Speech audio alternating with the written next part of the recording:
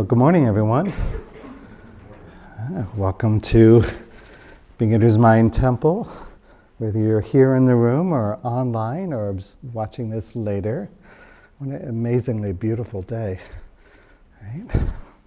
Another gorgeous spring day in San Francisco. For those of you who might not know me, my name is Tenzen David Zimmerman, and I'm a resident here at City Center, and I also currently serve as the Central Abbot of San Francisco Zen Center. So it's a joy to be with you all and see all of you. I thought I would start by sharing a brief Dharma discourse. This is by As Dogen, who's the founder of Soto Zen in Japan. And this is discourse number 98. And this is from a collection of his talks titled A Kuroku.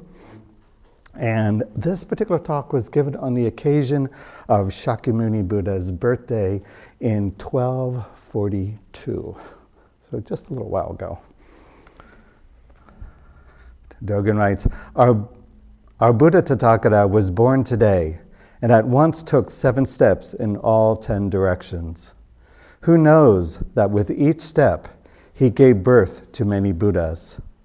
These Buddhas are simply transmitting today's voice with the same life, same place, and the same name in the past, future, and present. Homage to Shakyamuni Buddha. We pour fragrant water over the head of the statue of the baby Buddha to bathe our elder brother. This is the principle of bathing the newborn one. How do we conduct the ceremony of bathing? For a long time, our Buddha has bathed the assembly of monks. Today, the assembly of monks pours water on our Buddha.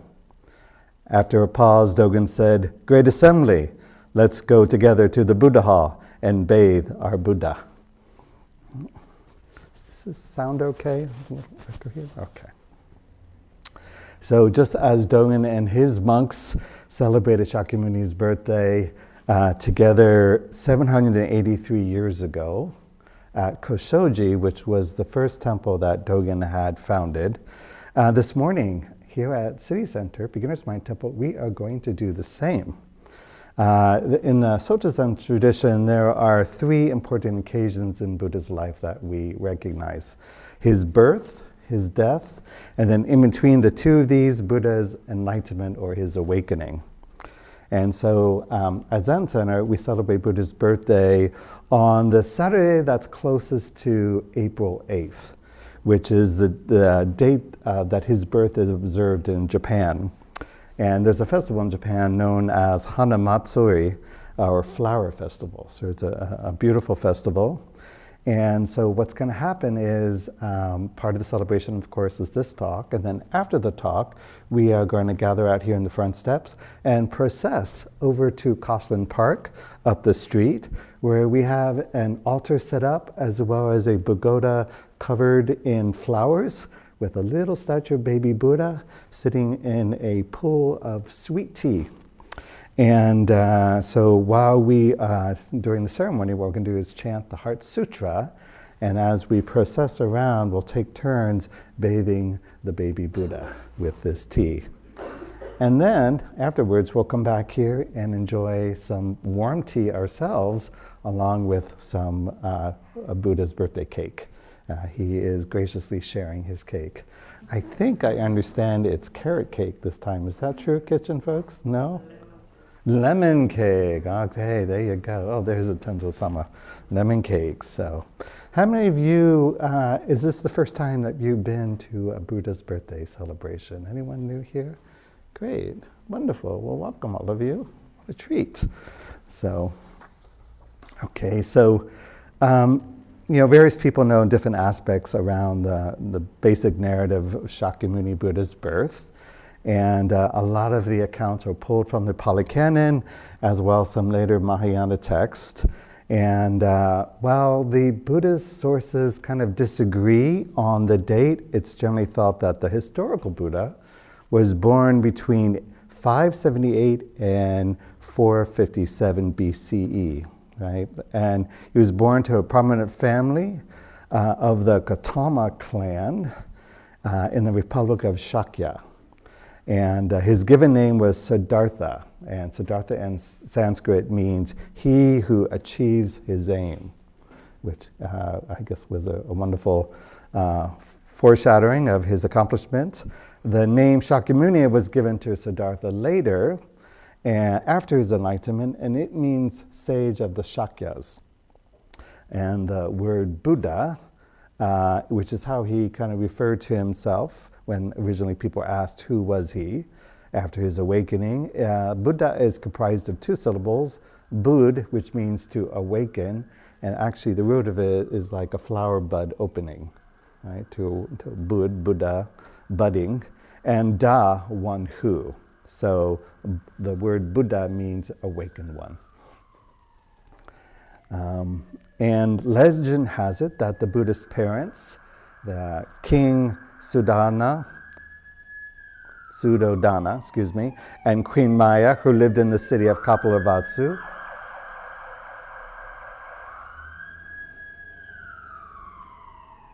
may whoever that amulet is for be well and safe. So they lived in Kapilavatthu, which is in southern Nepal, and they very much wanted to have children. And so one night, Queen Maya dreamed that a white elephant with 6 tusks entered her right side. And this was later interpreted by the queen's advisors to mean that she had conceived a child who would either become a world ruler or a wise sage. And there's stories later that the king, the Buddha's father, preferred the world ruler over the wise sage. So Maya's pregnancy lasted for 10 months, so it took a little longer to hatch a Buddha. And at the time, feeling that the birth was near, Queen Maya decided to return to her family home to give birth, which was the tradition at the time. And so she set out with her attendants, but on the way she went into labor, and they had to stop at a place called Lumbini Grove, sometimes Lumbini Garden or Park. And there it said, while leaning on the branch of a blossoming salad tree, Queen Maya gave birth to her son, who is said painlessly emerged out of her right side. Now, it's extraordinary to be told that Queen Maya's pregnancy was a result of a dream of a 6-tusked elephant, and that the baby Gautama peaceably emerged out of his mother's right side. Apparently there was no pain. But even a more curious thing then happened. So the newborn baby stood up by himself and then proceeded to take 7 steps. And it said that from each footprint of each of his steps, a lotus flower bloomed. Right? And then with the 7th step, baby Gautama stopped. He raised one hand to the heavens and pointed down to the earth with the other and said, "Above the heavens, below the earth, I alone am the world-honored one." Okay, so here we have a talking baby, a talking, walking baby, minutes after birth. Quite a miracle. In the Dharma discourse 495, Dogen offers another version of the Buddha's utterance, and this one is a little bit more in line with the what's in the Pali Canon. So the one I shared with you is a later Mahayana version that came from a particular Chinese text. And what Dogen writes, he says, the following words naturally emerge from the baby Buddha's mouth. Within the world, I am the most excellent. Within the world, I am the most venerable. From today on, my share of births have been exhausted. This is my final body, and I will become a Buddha. So, besides proclaiming his inherent nobility, the baby Buddha also declared that this is his last birth. No rebirths here. He's stepping off the cycle of rebirth, and he will finally attain complete liberation as a Buddha. Now, the story goes that upon the Buddha's declaration, flowers suddenly bloomed and rained down as heavenly beings called devas paid reverence to him. And at the same time, as these flowers are blooming and raining down, two pleasant streams of water, one warm and one cool, poured down from the sky to anoint and cleanse the future Buddha. And it's this aspect of the Buddha story that we are going to enact during the ceremony in the park today, when we are invited to bathe the statue of the baby Buddha with a ladle of sweet tea. Right? So, regardless of how you feel about the mythification and the deification of the presentation of Buddha's birth, it points to a reality. The moment the baby Buddha was born, he was already awake. He was already at one with his true nature. All babies are, actually. You notice that? You actually look at a newborn baby, they're already awake. Right? And so baby Buddha came forth and expressed this already awake as above the heavens, below the earth, I alone am the world-honored one. Now I understand there is a Jewish legend that says that every child in the womb already knows all truth, all wisdom. At birth, an angel touches the child's upper lip with its finger, leaving an indentation beneath the nose, and the child forgets it all. Our life's work is the work of overcoming that angelic touch and remembering what we once already fully knew. So it is the world of our making, of our innate wisdom, making our innate wisdom conscious and mature. That is the path.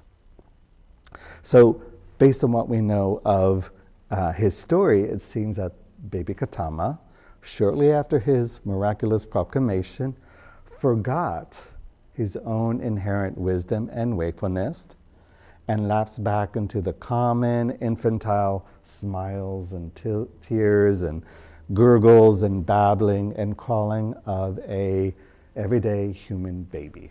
Right? And it wasn't until almost 3 decades later, and compelled by a deep desire to find an end to suffering, that he walked out of his father's palace and into the wilderness, embarking on a momentous 6-year journey of remembering his original nature, his Buddha nature, to in time become Shakyamuni Buddha. So in many ways, our path of practice is about remembering sati, remembering who we truly are, coming back, recalling our true nature and living from that place.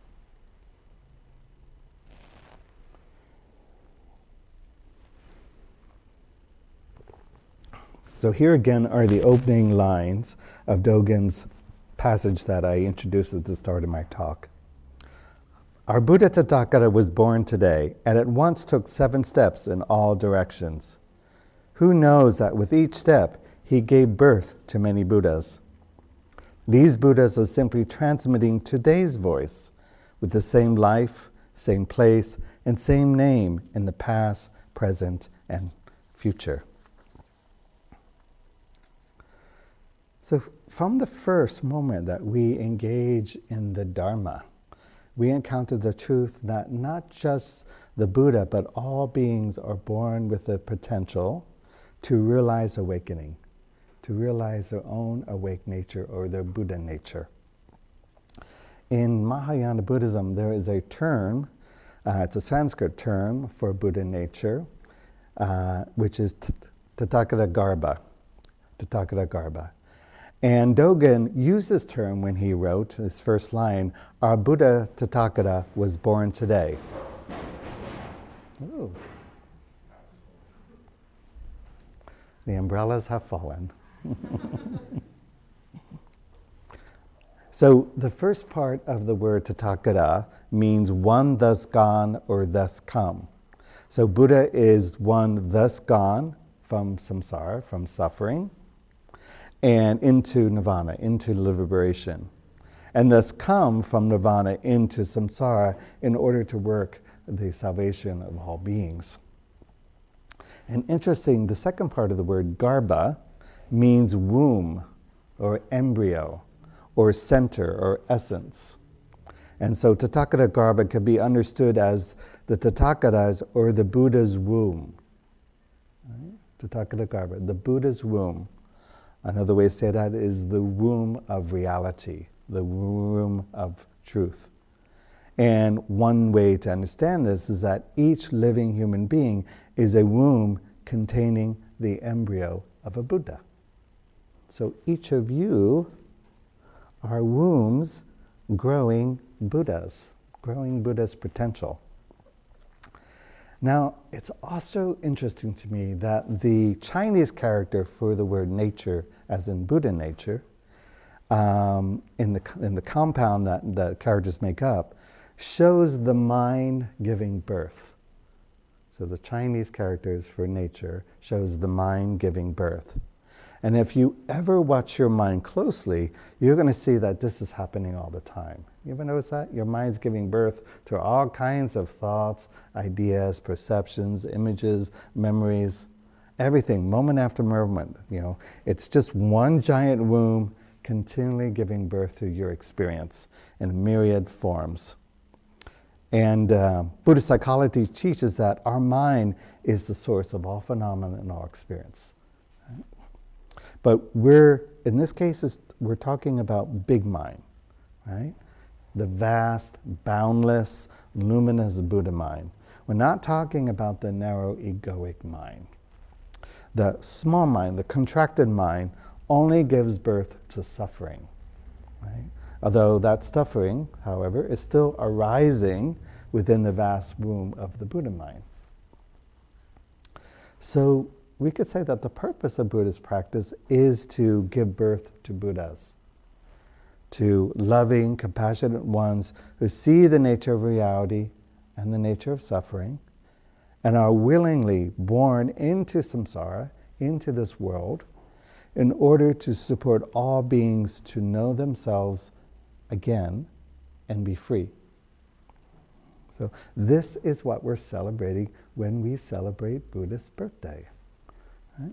We are celebrating the miraculous birth of our own life, of our own awakened, compassionate heart-mind, as well as the innate capacity to realize and fully awake this heart-mind in all of our activities and all of our endeavors, right? To bring it forward in everything that we do.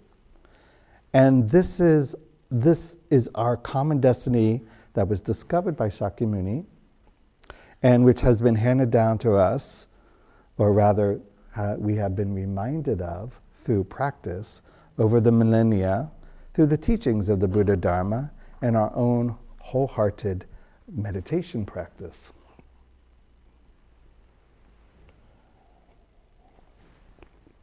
So let's go back to the Buddha being born and suddenly taking 7 steps.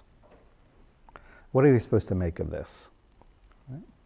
Actually, the common understanding, so sometimes it took 7 steps in just one direction. Other times it says that he took 7 steps in all 4 directions. So there's different versions that come up. And all 4 directions, the east, west, north, and south. And some scholars think that maybe the 7 steps has something to do with the number of stars in the constellation of the Big Dipper. So the astrological aspect to it. But in Buddhist poem, he writes something different. He makes a little tweak in this. He says, our Buddha Tathagata was born today and at once took 7 steps in all 10 directions. So not just 4, all 10 directions, right? So in other words, he took the 4 directions plus the midway points between the 4 directions, and then went up and down, right? Okay, really? It's already a stretch to imagine the baby's born and suddenly starts walking, and 7 steps, and then 7 steps in 4 directions, but then goes up and down, right? So what here is the point that Dogen's actually trying to make when he says that the baby Buddha walked in 10 directions. Why would he say such a thing? Zen teacher and scholar Shako Gomora suggests that perhaps Dogen changed that little detail because he wasn't so focused on the legend of Buddha, right? That wasn't so important to him. What was more important is he wanted to point to the universal body of the Buddha. Right? So in Dogen's fascicle Shobogenzo Jupo, which Jupo means 10 directions, he writes, the entire 10-direction world is the entire body of the Buddha. One hand points to the heaven as heaven, one hand points to the earth as earth. Although it is thus, the Buddha said, above the heaven and underneath the heaven, I alone am the honored one. This is the entire 10-direction world as the entire body of Shakyamuni. So in other words, what Dogen is saying is the entire universe is the body of the Buddha. Right? It's the body of Shakyamuni Buddha. And I would suggest that the entire 10-directional world and the universe is also your body. So take that in for a moment. What would that mean if your body is the entire universe? How would you take care of your body? How would you perceive and regard your body? And if everyone else's body was the entire body of the universe, how would you treat them? Would you care for these precious bodies, which is the entire universe manifesting here and now in this particular location, right? So what I think Dogen is trying to emphasize here is our fundamental interconnectedness. That from the moment of his birth, the baby Buddha was one with all beings in 10 directions. Right? In other words, the Buddha and the 10-directional world are born together. And it's the same with each of us. Buddha was born and the world came into being. The entire universe came into being. You were born and the entire universe came into being. The next question I ask myself is, what am I doing in this universe? How am I engaged in this universe? What am I doing, right? And this interconnectedness, this is a teaching of Pratyasamutpada. I can say that, Pratyasamutpada. I get tongue-tied sometimes, so please excuse me. And this is a Sanskrit word. It means dependent co-arising or dependent origination. And for those of you who aren't familiar with dependent origination, this is a core Buddhist doctrine, and it states that all phenomena, everything in the entire universe, arises in dependence on other phenomena, meaning nothing exists separately or independently. Everything is basically interconnected web of causes and conditions. So nothing can be removed from this universe because everything is connected, right? It only changes, if you will, shape in some way due to causes and conditions. So interesting, this Buddha and the world born together is actually later echoed at the moment of Buddha's enlightenment. So in the Zen tradition, at the moment of Buddha's awakening, he says, when the morning star appeared, I, together with the great earth and sentient beings, simultaneously attained enlightenment. So this saying is likewise expressing the principle of dependent origination, that the Buddha's awakening depended on the entire universe, and the Buddha's awakening, with the Buddha's awakening, the entire universe simultaneously awoke. Right? Okay, so let's return to Buddha's passage once more. He writes, our Buddha Tathagata was born today and at once took 7 steps in all 10 directions. And then he asked, who knows that with each step he gave birth to many Buddhas? Now, the previous line had to do with interconnectedness. And it was interconnectedness with all beings throughout all space. Right? I think this third line points to an interconnectedness throughout all time, right? And interconnectedness with Buddhas and Bodhisattvas within time itself. Okamura notes in his commentary, he writes, from his birth until his entering nirvana, in each of his steps, the Buddha gave birth to innumerable Buddhas. So the image I get when I read that, rather than lotuses blossoming with each of the Buddha's footsteps, I see all these little myriad Buddhas popping up with each footstep. Right? He takes a step, and then suddenly all these Buddhas spring out from the earth. Right? And Okamura continues, the Buddha's walking was the origin of all Buddhas past, present, and future. His teaching activities were the source of inspiration to create the images of the 7 Buddhas of the past in the Bali teachings. So there's something in Zen we say the 7 Buddhas before Buddhas. And the innumerable Buddhas in the 10 directions and the 3 times in the Mahayana tradition. So the 3 times is past, present, and future. In other words, as a result of the Buddha's walking his own particular Dharma path, he subsequently gave birth to myriad and innumerable Buddhas throughout all time and space. In his fascicle Shobogenzo Gyoji, Gyoji means continuous practice, Dogen takes this a step further when he says, because of the continuous practice of all Buddhas in the past, present, and future, all Buddhas in the past, present, and future are actualized. Right? So, just a clarification, by continuous practice, Dogen doesn't mean learning to practice all the time. Right? He means that practice itself is happening continuously and universally. The whole universe, all of existence, is practice. Right? So in Goji, Dogen ends up chronicling a number of great Zen teachers throughout the ages, showing how they all join and sustain one great stream of everlasting practice, and how, in his view, they are still doing so. So just because a great teacher, a great practitioner is dead, doesn't mean they aren't still practicing, right?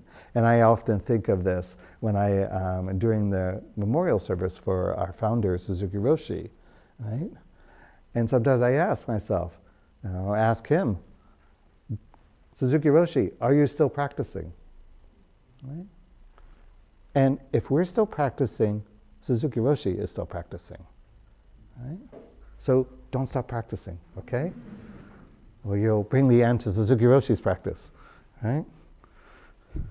And so the practice of the Buddha ancestors throughout all time and space is happening simultaneously along with our practice here and now.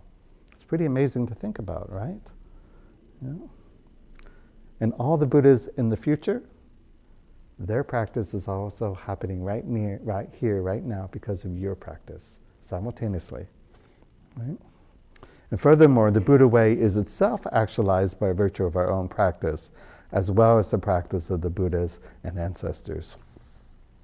Therefore, says Dogen, because of the Buddhas and ancestors' continuous practice, our continuous practice is actualized, and our own great way is penetrated.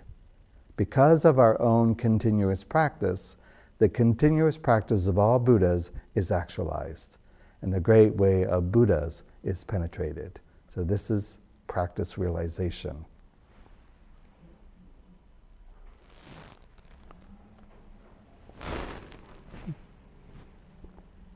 So the next to last line in Dogen's discourse, after telling us that Shakyamuni gave birth to many Buddhas, he then says that these Buddhas are simply transmitting today's voice, with the same life, the same place, and the same name in the past, future, and present. So what might this mean? Well, perhaps transmitting today's voice is a continuation of the baby Buddha's proclamation, above the heavens, below the earth, I alone am the world-honored one. Now, when you first hear that line, you might think, that's kind of arrogant. Who does this guy think he is, right? Huh? But the point is, it's not a statement that's made out of arrogance, but out of actually a deep insight and truth and actually humility. a humility that comes from understanding dependent co-arising. Right?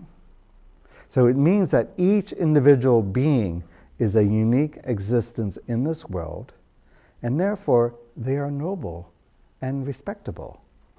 Each of you, because you are uniquely you, are noble and respectable. Right? You don't have to do anything other than be who you are and connect to that original nobility. Right? At the same time, due to dependent origination, we are all inextricably embedded into the fabric of all space and time and being. So, being the world, all beings, each and every one, are world honored. We are the world, we are the universe, we are world honored. We are unique in that way. Therefore, there is only one whole, complete, awakening universe in this moment, and I am that. And you are that, and you are that, and you are that. Right? The entire universe, each of you, in this moment, awakening. Right? So, Dogen's phrase, simply transmitting, as in these Buddhas are simply transmitting today's voice, is a translation of a Japanese word, Tenzen. And in the very beginning of another fascicle by Dogen Bendawa, he writes, all Buddha Tathagatas together have been simply transmitting wondrous Dharma and actualizing Anuttara Samyak Sambodhi. Say that 5 times really fast. Anuttara Samyak Sambodhi, which means unsurpassed, complete, and perfect enlightenment, for which there is an unsurpassable, unfabricated, wondrous method. What is that method? Zazen, yes. So we might interpret the line of this poem to mean that the only thing that has been transmitted as today's voice is the wondrous Dharma, or that the wondrous Dharma is transmitted from one teacher to one disciple. And the transmission of the Dharma can be as simple as holding up a flower, as Shakyamuni did when he transmitted to his first Dharma heir, if you will, Mahakashapa. The whole universe is transmitting the Dharma. Every single cell in the universe is transmitting the Dharma. Are you listening? Are you seeing that? Are you honoring that? Are you expressing that? Everything is transmitting truth, reality, liberation. Right? Are you open to receiving that transmission? It's as simple as looking out the window and seeing the light falling on the tree leaves. Or actually looking at each of you and seeing the light radiating from each of you. You are transmitting the Dharma, moment by moment, even when you don't realize it, even when you forget that you are a bright blossom of Dharma. And we often forget. Forgive us for forgetting who we are, right? So continue transmitting the Dharma, the wondrous Dharma, with the voice of nature, of reality. Okay, so here again are the concluding lines of Dogen's 2042 Buddha's birthday address. He writes, we pour fragrant water over the head of the statue of baby Buddha to bathe our elder brother. This is the principle of bathing the newborn one. How do we conduct the ceremony of bathing? For a long time, our Buddha has bathed the assembly of monks. Today, the assembly of monks pours water on our Buddha. So this symbolic act of bathing the baby Buddha that we'll be doing shortly has a deeper meaning. Right? What Dogen refers to as the principle of bathing the newborn. And in washing the baby Buddha free of dust and grime, we are washing our own minds free of greed, hate, and delusion. Right? So that we too can be born anew in each moment. Within each of us, this nature of awakening, and by caring for the baby Buddha through this ritual, symbolically caring and bathing the baby Buddha, we're also caring for our own awake nature, our own Buddha nature, our own potential that has yet to maybe fully grow, right? And so the bathing isn't about pouring water over a statue of a Buddha, but it's washing our own minds clear of delusions with the pure Dharma. Right? For a long time, our Buddha has bathed the assembly of monks. Today, the assembly of monks pours water on our Buddha.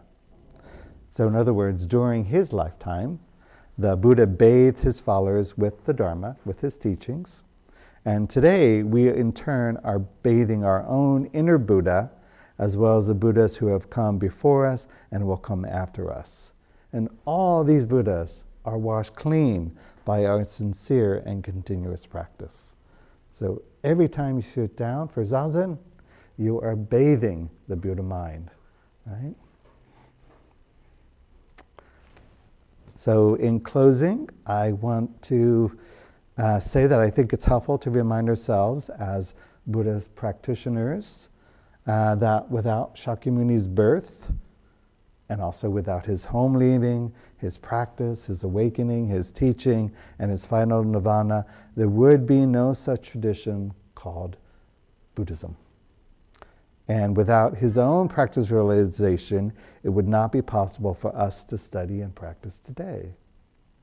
Our practice is a blossoming of the Buddhist practice. The question is, what will your practice blossom into, right? By virtue of the Buddha's continuous practice, from the moment of his birth to his death and beyond, we are enabled to practice today.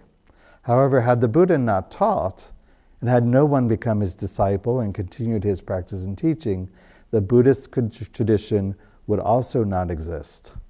Furthermore, without our practice here and now, and the Buddha's and ancestors' practice and awakening would only be records in a dusty Buddhist scripture, right? Somewhere shelved in a dark library, never to be read.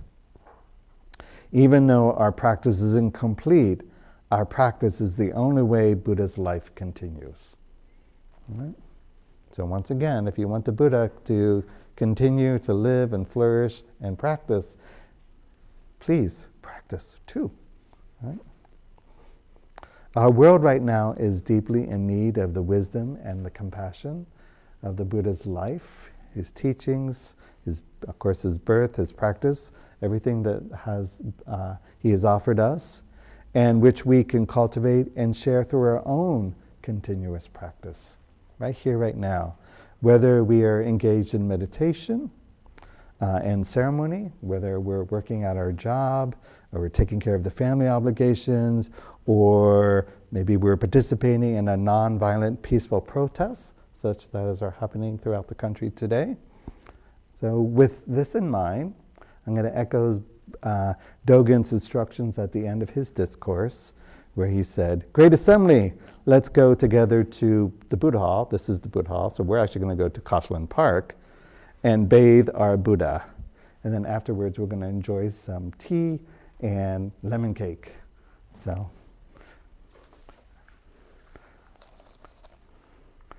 thank you all. Birthing baby Buddhas. May you enjoy your practice together.